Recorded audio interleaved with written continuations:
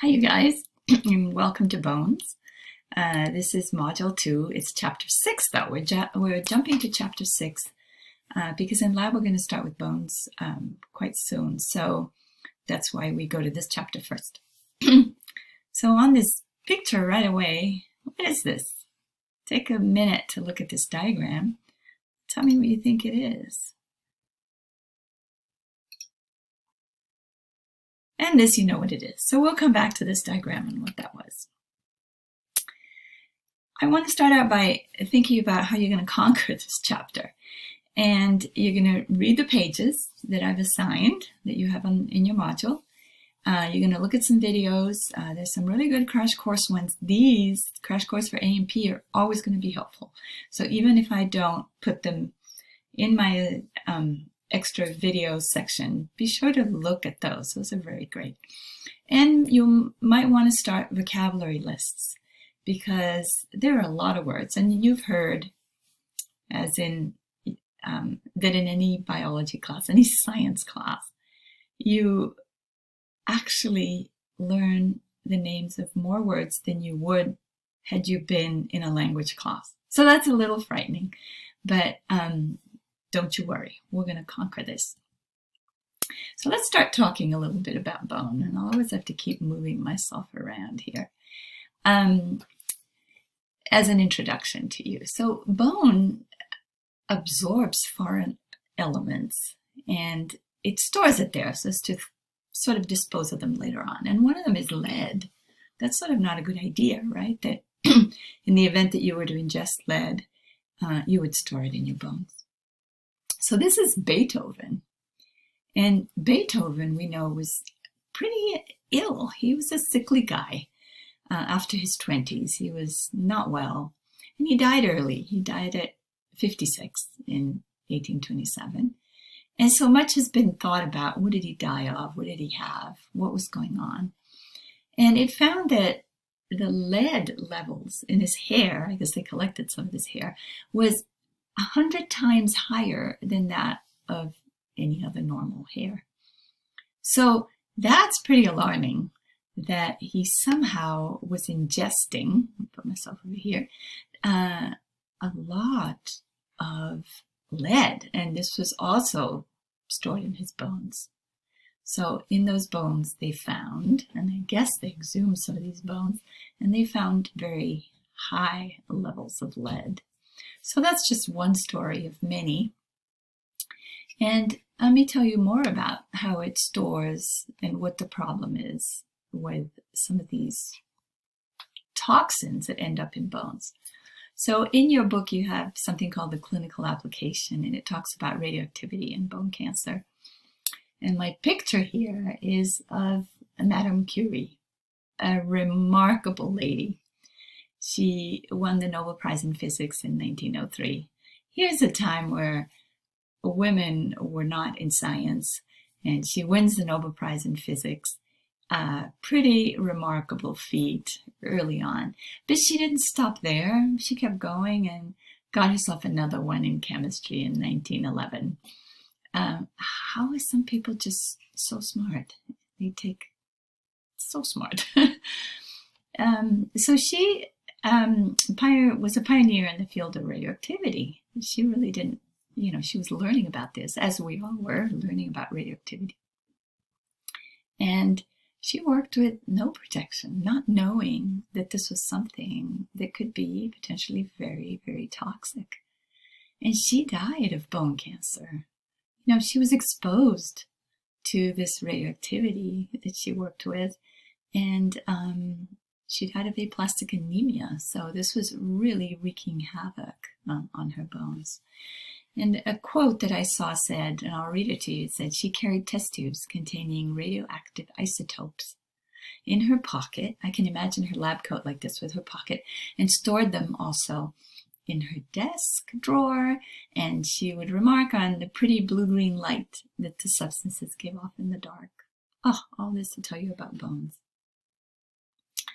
Another sort of tragic story was this golfer that was very famous in the early 1900s, Evan Byers, and he was he was good looking, he was a good athlete, and he swore that what kept him going and kept him being such a great athlete was this radioactive water. And he started marketing it, and he marketed this radioactive water that just was perfect for any athlete.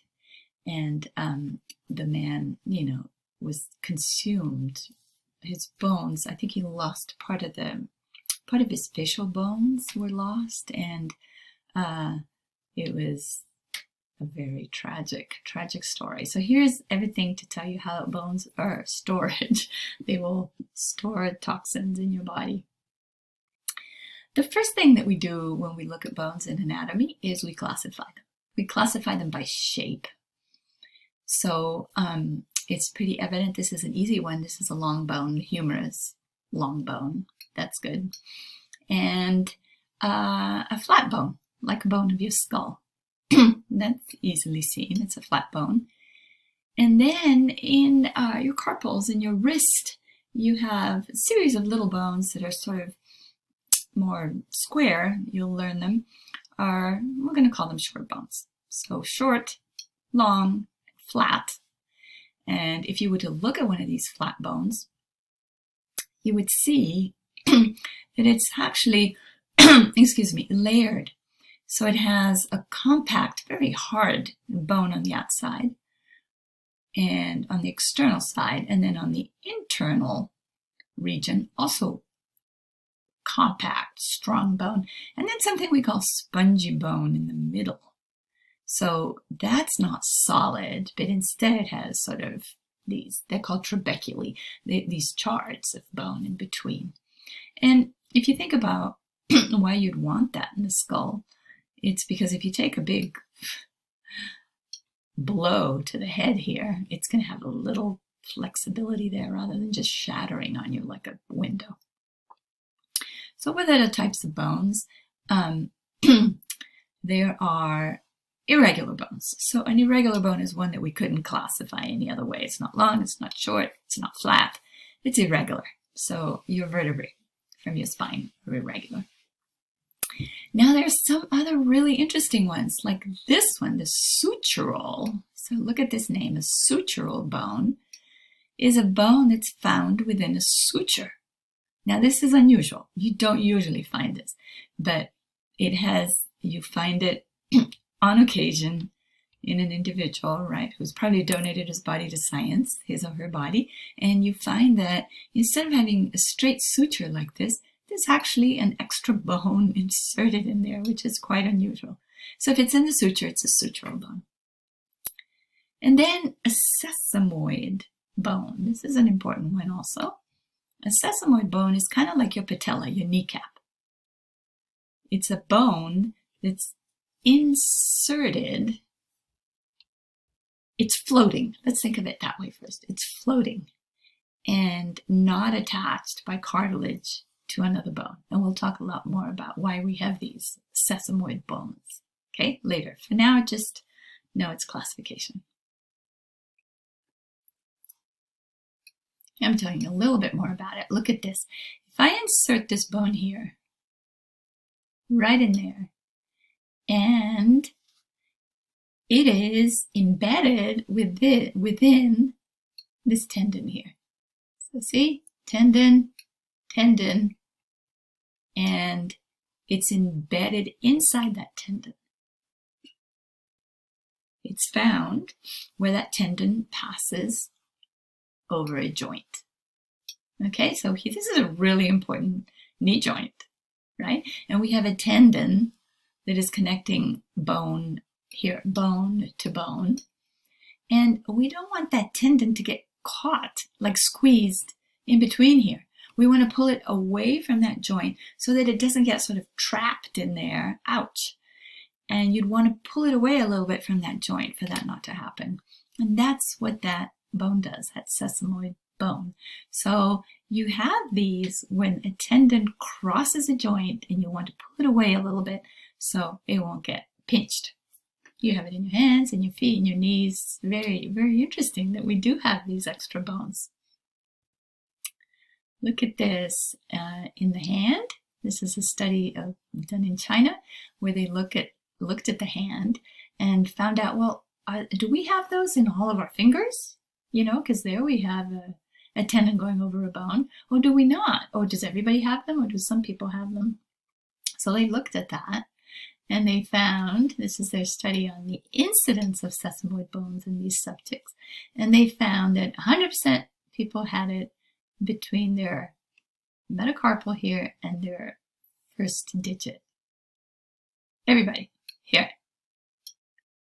But look, 21% only when you have it between your digits and your phalanges and your fingers. And in these other metacarpal here, over to the digits, digit 1, 2, 3, they vary, like only 1.3%, 36%. So this is not something you're going to memorize. It's just sort of an interesting thing that in our fingers, some of us have it, some of us don't. And all that to bring that tendon farther away so that they don't get pinched in your fingers.